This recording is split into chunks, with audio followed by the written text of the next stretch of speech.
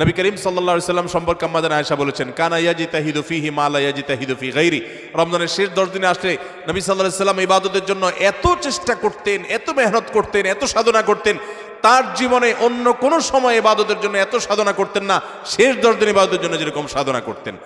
এবং আম্মা আয়েশা বর্ণিত হাদিসে আরো বলেছেন তিনি, নবী করিম সাল্লাল্লাহু আলাইহি সাল্লাম কানা ইদা দাখালাল আশার, রমজানের শেষ 10 দিন যখন শুরু হতো, আহিয়া লাইলা, সারা রাত আর ঘুমাতেন না, শেষ দশক কখনো ঘুমাতেন না। ওয়া আইকাদা আহলা, পরিবারের লোকদেরকে ঘুম থেকে ডেকে তুলতেন। ওয়াসাদ্দামে ইজারা, কোমর বেঁধে নিতেন। এবং ইবাদতের জন্য সবচেয়ে বেশি মেহনত মুজাহাদা তিনি করতেন। ভাইরা আমার, রমজানের শেষ দশক হলো ইবাদতের সবচেয়ে গুরুত্বপূর্ণ সময়।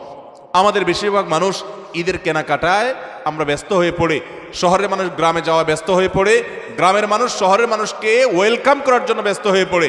আমাদের শেষ দশকের ইবাদত হয় না। শেষ দশক ইবাদত করার চেষ্টা করবো তো ইনশাআল্লাহ।